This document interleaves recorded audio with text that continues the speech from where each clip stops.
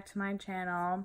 So today we're gonna do a story time. Yeah, so it's gonna be about the one and only time I ever played with a Ouija board. So,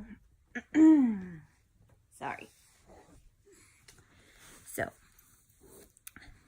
we had just moved into this house on a street here in Tennessee. I'm not even gonna say it. But yeah, so we moved into this house on this random street. And my sister-in-law and I and my nieces and her little brother decided we were going to play with the Ouija board because I was 32 weeks pregnant and I wanted to speak to my great-grandmother. So that's where the Ouija board comes into play. It was all because I wanted to speak to my great-grandmother, but my sister-in-law also wanted to reach out to her aunt that had passed that she was very close to. So we get the Ouija board and we start doing the Ouija board stuff. We did a lot of research before we did this. By the way, we didn't just go into this blind. We did go into this with some kind of history and backstory and how to use it and how to close it out and, you know, how to start the Ouija board. So at first we just asked a bunch of yes or no questions. Just, is somebody here? Do they want to speak to us? Blah, blah, blah, blah, blah. Very easy, normal, yes or no questions. Then we started to ask who was in the room, and Mary Louise was spelled out on the on the board with the planchette, sorry. And that is my great-grandmother. So, of course, you know, I got emotional. The whole thing was very emotional, and I got to speak to what I thought was my grandmother, which made me feel a lot better. Then my sister-in-law's aunt came through, or what we thought was her aunt came through, and that was very emotional for her and her brother. And then some other people came through to speak to my nieces, and that was very emotional for them. And it was a very emotional Ouija board experience, but it was not bad. It was never a bad experience. None of it was bad until about a week later. And little things started happening, like the trash can moved across the kitchen floor all by itself. We had the refrigerator door that was being opened in the middle of the night. My name being called over a baby monitor when my sister would come stay the night. And it wasn't like a normal Kayla. It was very low and growly and scary. It sounded like a man. And my little sister is not a man. So, yeah. And every time we would hear it, we would go check on her and she would be asleep. So, there's that. Then came to a point where I was sitting on the couch one night. I was probably 35 weeks pregnant with my son.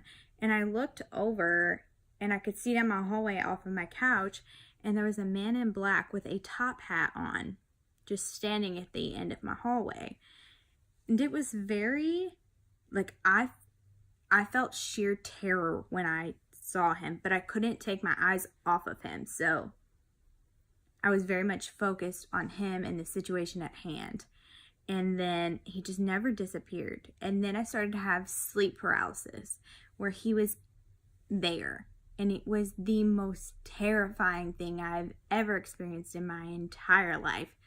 And then I started to have dreams with my childhood imaginary friend that my mom used to call her. But I have seen her my entire life. The little girl in the white. That's what I used to call her.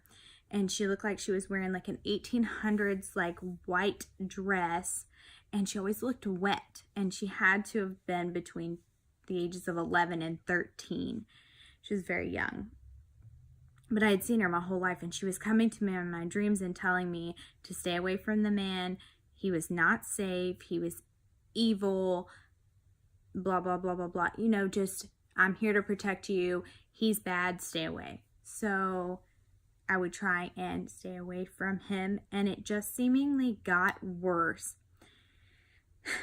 One morning I woke up and all the cabinets in the kitchen were open. The doors to the refrigerator were open. Food was on the floor. Our chairs to our table were hanging from a chandelier in our kitchen, not stacked on top of the table, but hanging from the chandelier over the table. The garage door was wide open. I packed a bag and I called my mother, and she came and got me because that was terrifying. I was probably 37 or 38 weeks pregnant with my son. And I had him and I brought him home, and everything seemed to settle a little bit. And then about 6 weeks, he was about 6 weeks old, I had laid him down in his crib after I nursed him. I laid him in his crib, you know, like a normal mother does, because I just wanted to eat, or I wanted to clean something. Who knows? I wanted a second by myself, and that's fine. So I laid him down in his crib where he was safe and I could check on him. He had his baby monitor. Anyways, I kept hearing something come through the baby monitor, which freaked me out because I haven't heard anything through the baby monitor in close to 2 months now. And so I would go in there and check on him periodically, and everything was good. He was breathing, he was doing great. And then all of a sudden, I was doing whatever it was I was doing, and he starts screaming. And I'm not talking like baby scream. I'm like hurt scream. Like he was hurt. So I ran in there, and I instantly, try and get him to calm down. And I took his clothes off, and he had 3 scratches on his back. I instantly found somebody that would come do a paranormal investigation that weekend. I did not bring my son back into the house until the house was cleansed.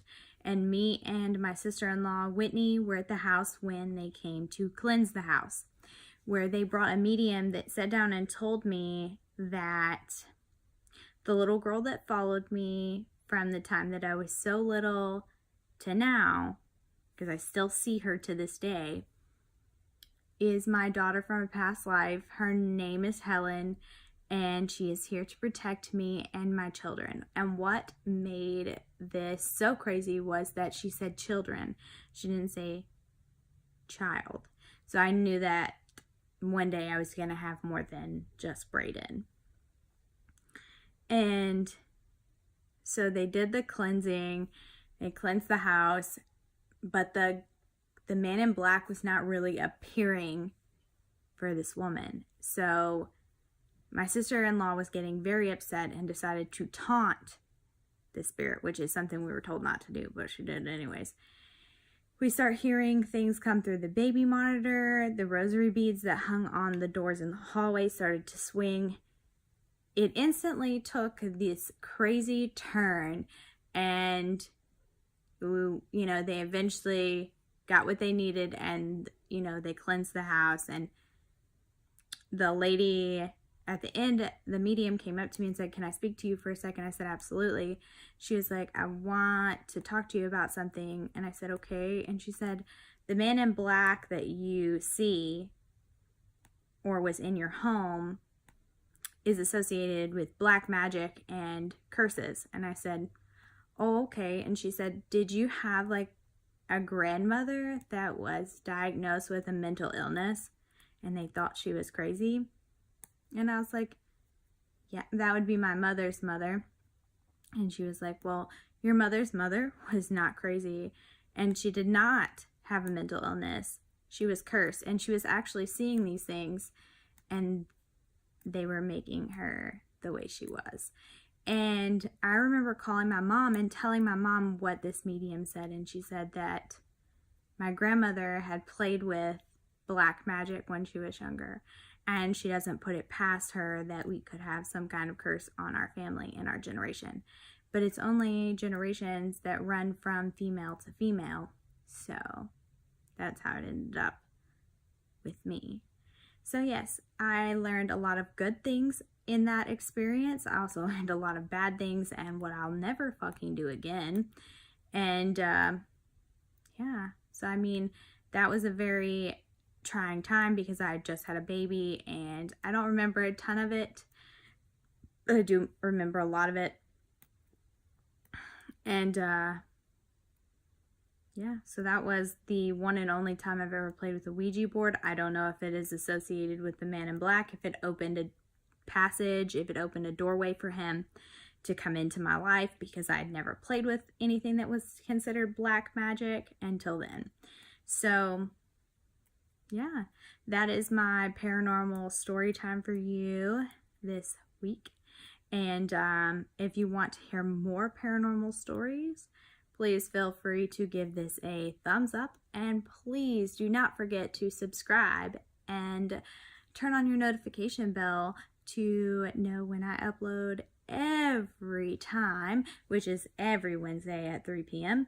And yeah, I would be overjoyed if you decide to join our family and get to know me and my wife and my children, and just get to know a little bit more about us and our life, and I would love to have you here.